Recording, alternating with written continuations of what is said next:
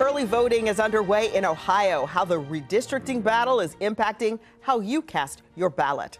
A controversial bill aimed at limiting what's taught in the classroom is putting Ohio in the national spotlight. How House Bill 616 compares to Florida's recently passed Don't Say Gay bill. And history made. How Ohio's U.S. senators voted in the confirmation of the first black woman on the U.S. Supreme Court. We thank you so much for joining us for Face the State. I'm Tracy Townsend. Ohio's primary election is officially underway. Early voting kicked off this week. There's no reason not to make your voice heard, really no good excuse. In Ohio, there are ample opportunities to cast your ballot. Absentee ballots are available, or you can vote in person on May 3rd. For this primary, the offices of state senator, state representative, and a member of the state central committee will not appear on the ballot. That's because of the redistricting battle. The new maps were not ready in time, and there is concern that this confusion will lead to even lower voter turnout. Obviously, there's not going to be General Assembly, House, or Senate, or state central committee races, but there's a lot of things on the ballot that are important, and primary for governor, other statewide offices, as well as some county positions, and local school, fire, and police levies. So it's I would encourage people to vote at every election cycle, but there are a lot of important things that are on here that are going to determine who's on the November general election ballot. This means there will have to be a second primary election in our state that will cost millions of dollars. State Rep Ron Ferguson wants the Ohio Supreme Court to foot the bill for the second primary election. Ferguson introduced a bill that would cut the costs from the high court's funding. The court ruled 4 legislative maps as unconstitutionally gerrymandered toward the Republican Party. Lawmakers say they did right by Ohio voters with new district maps, but the Supreme Court may still hold them in contempt of court. Republicans approved their own maps instead of using those drawn by independent map makers. They say those maps were unfinished. Because of the redistricting fight, Republican Congressman Bob Gibbs, who you see here, is stepping down at the end of his term. In a statement, Gibbs says the long, drawn-out process is detrimental to the state. The 6-term congressman would have faced Trump-backed Republican Max Miller under the new temporary maps. Ohio is in the national spotlight and getting backlash because of controversial proposed legislation in House Bill 616. It was introduced Monday and would restrict instructional materials on sexual orientation or gender identity. The Ohio Chamber of Commerce voiced concern that this legislation would make it so people wouldn't want to come to the Buckeye State. House Bill 616 hasn't been heard by a committee, but already it is certainly stirring up some passionate responses. Some say it's concerning, while others believe it promotes free and fair discussion. 10 TV's Richard Solomon looks at the reasons for and against it. The lessons taught in schools are ones that prepare students for the road ahead. Some lawmakers argue all topics should not be included in the curriculum. State Representatives Mike Loychik and Gene Schmidt, both Republicans, introduced a bill that would restrict how teachers talk about sexual orientation and gender identity. Under the bill, educators in schools that violate the law could lose state funding or face suspension. We asked both lawmakers for an interview. Instead, we were sent a statement. Schmidt wrote, "The classroom is a place that seeks answers for our children without political activism." Loychik tweeted Tuesday that curriculum about gender identity and sexuality has no place in K-3 classrooms, period. Scott DeMauro, president of the Ohio Education Association, says the legislation is about creating division. It's important so that students have that full range of experiences and opportunities. Legislation like this is all about creating division. House Bill 616 is similar to the Don't Say Gay bill that recently passed in Florida. What we don't need is politicians in Washington or politicians in Columbus micromanaging what happens in our classroom. Richard Solomon, 10 TV News. And people are comparing the proposed legislation here to Florida's Don't Say Gay law. Both are aimed at limiting LGBTQ discussions in schools. Supporters say it's a battle over how much say parents should have in their children's education. So let's take a look at Florida's law first. It bans instruction or discussion in the classroom about LGBTQ issues for kindergarten through third grade. Parents can sue the school district if it doesn't follow the law. It also requires schools tell parents when their child receives mental health services.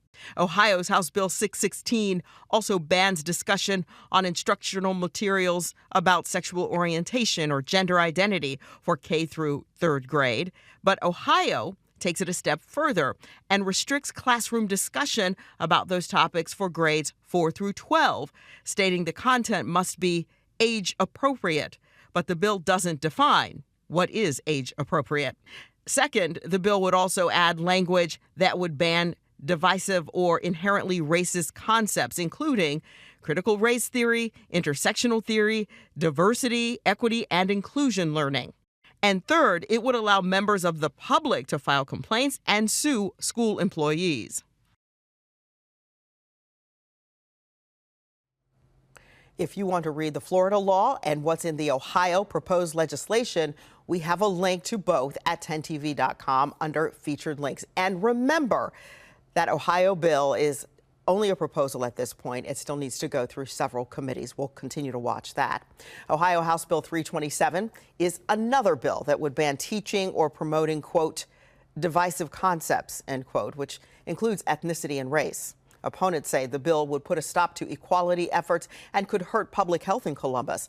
This week at the Ohio State House, they urged House Speaker Robert Cupp to stop hearings for this bill. As a citizen and a religious leader in Ohio for the past 37 years, I could not believe my eyes.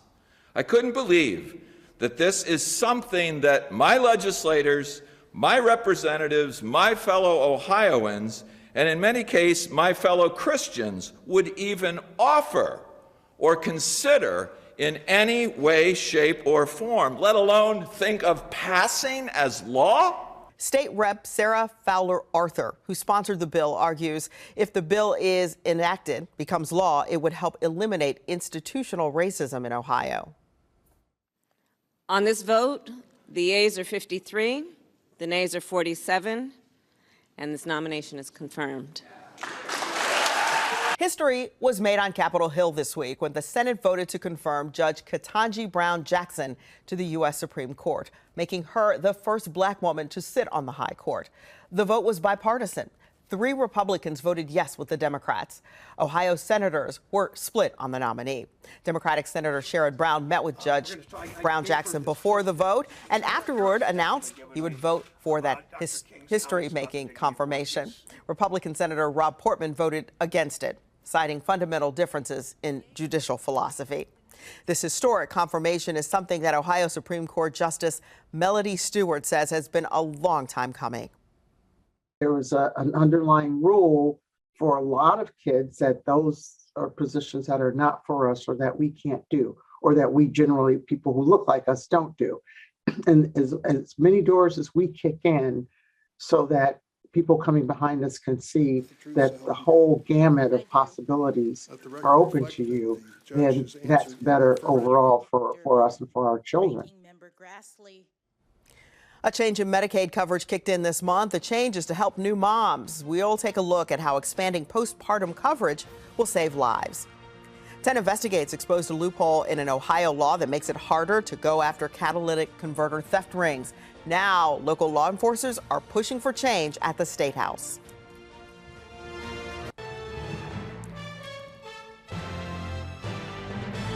Starting this month, some Ohio moms can get extended postpartum care. It's part of a Medicaid plan which aims to provide long-term medical treatment to new mothers. The new policy covers up to 1 year of postpartum care. It used to be 60 days of coverage. 10 TV spoke with one mother who discovered heart issues about 6 months after giving birth to her baby. She says without insurance, she might not be alive today. So I went back to another doctor, and same thing. It's probably a virus. It might pass. Just give it a few days. And it's like, hey, maybe I'm not articulating correctly how I'm feeling. So I just kind of kept on like, okay, well, maybe it'll get better. And it didn't get better. I went to the ER and I said, hey, I'm having these symptoms. I don't know what to do. It's feeling very severe for me.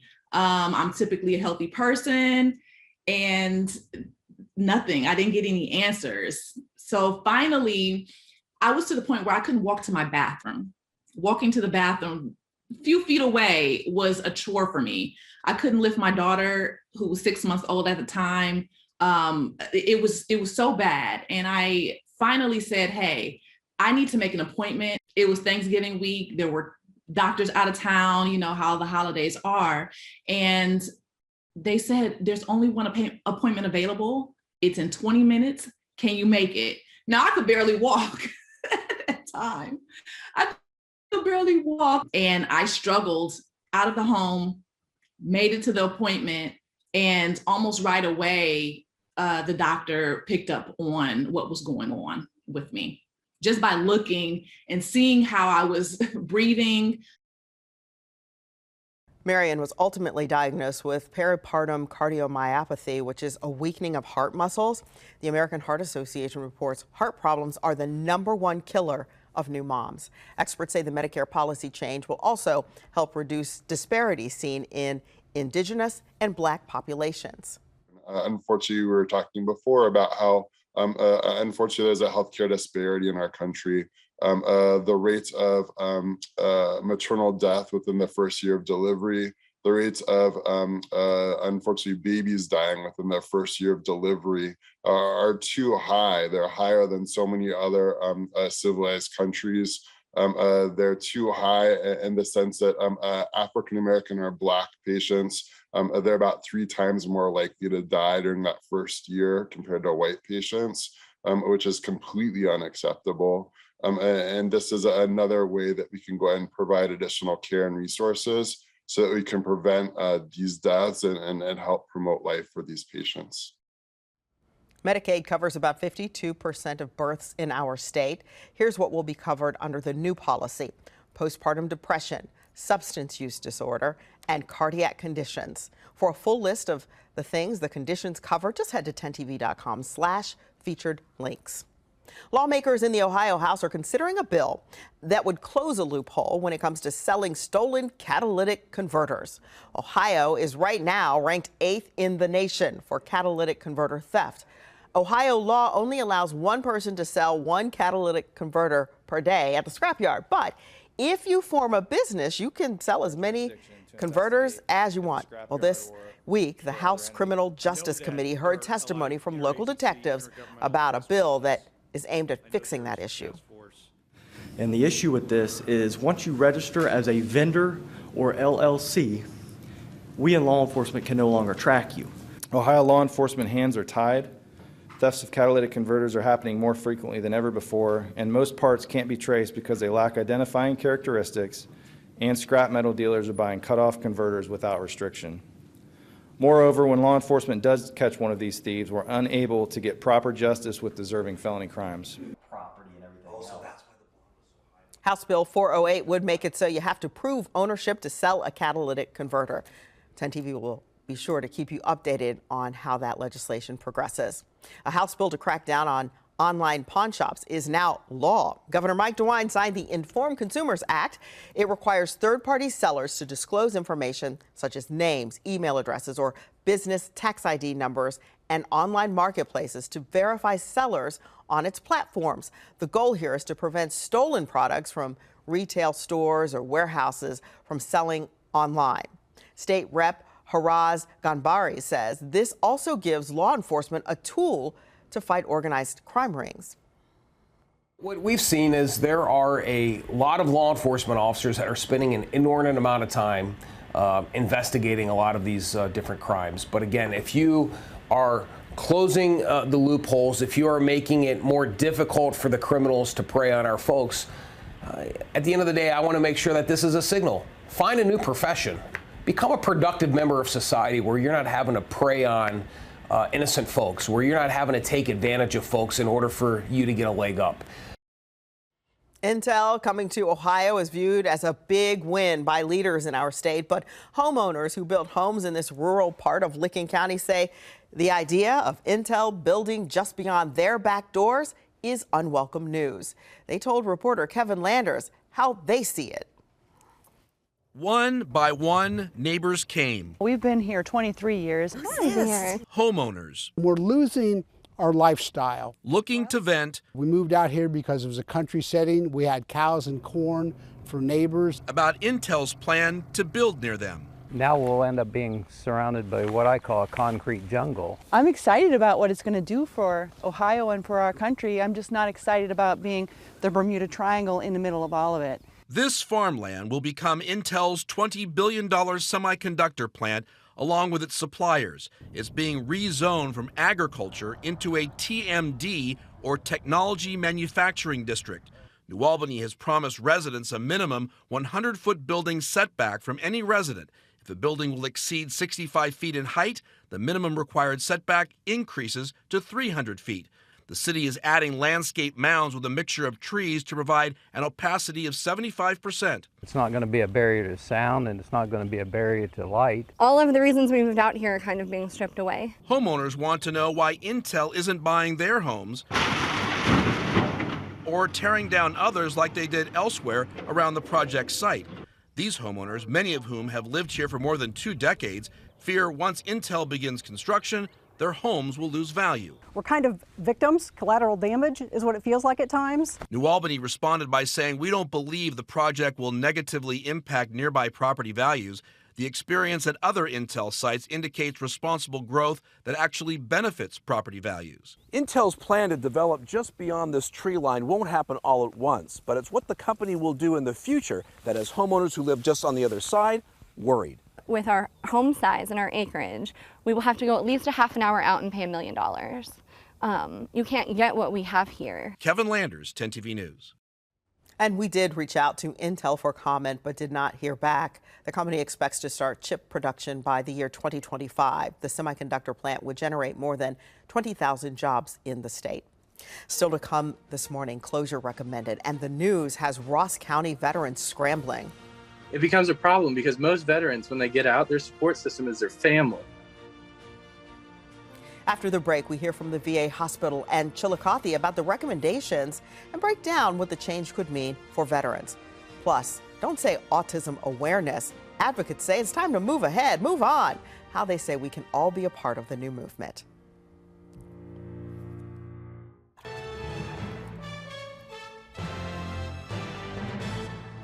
A Veterans Affairs facility in Chillicothe, one of the oldest in the country, has been recommended for closure. Those in charge of the facility say patient care is still a top priority, while one veteran says the recommended changes could have a major negative impact on those it serves. Here's 10 TV's Bryant Somerville. A VA facility that has been in the heart of Ohio almost 100 years might soon be shutting its doors. It's all so complicated and annoying that it's like, what do we even,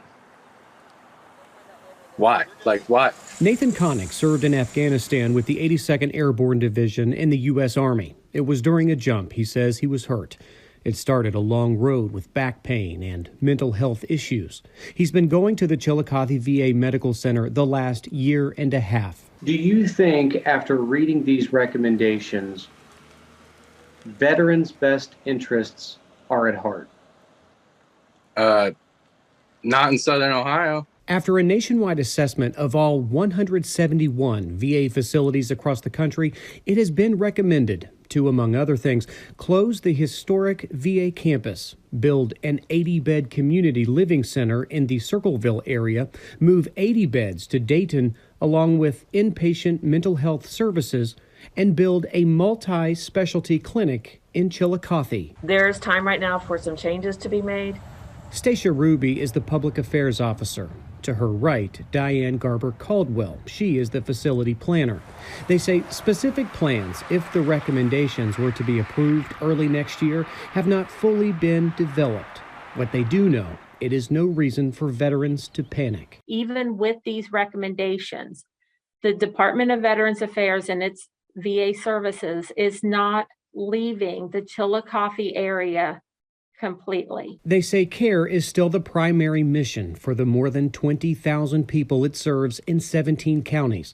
Connick is in Scioto County and says his services would still be available. But his issue is with inpatient services, like surgeries. He says if a veteran has a mental breakdown and needs to be hospitalized, going to Dayton or Columbus or even West Virginia is not always a healthy option. It becomes a problem because most veterans, when they get out, their support system is their family.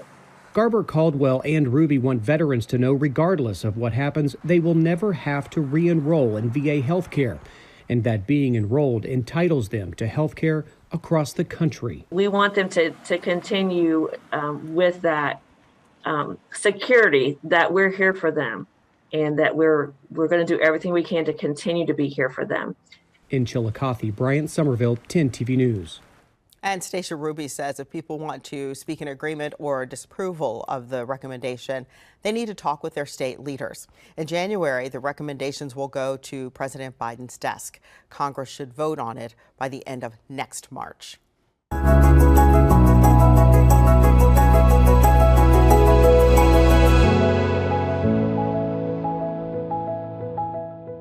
Autism Awareness Month is getting a bit of a makeover. 1 in 44 children is diagnosed with autism.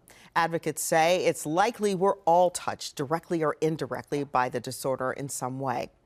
It's one of the reasons for this refresh movement, taking autism awareness to Autism Awareness, Acceptance, and Advocacy Month, or A4 for short.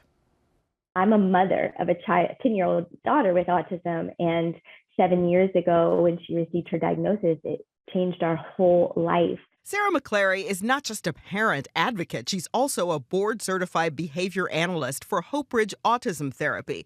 She agrees it's time to move past awareness to acceptance. To know of their differences and to teach your children at home and at school and in the community about differences and how we accept that. Acceptance and recognition of the fact that kids with autism experience the world differently and may be overwhelmed by a particular environment. And while there's no cure, behavior analysts say early intervention is essential. Signs of autism spectrum disorder can include difficulty with communication and social interactions, obsessive interests, and repetitive behaviors. Applied behavioral analysis and services can allow children with ASD to build skills to learn, grow, and succeed in a world not created for them to easily adapt. And so I think it is time for us to move towards just accepting who they are. They're different, and they are so fun and funny and kind and creative in their own ways. And some other good news, there are more venues that are really trying to be sensory friendly. Today, for example, the Columbus Zoo and Aquarium has quiet hours until 5 this evening. Background music and sounds throughout the zoo will be turned off.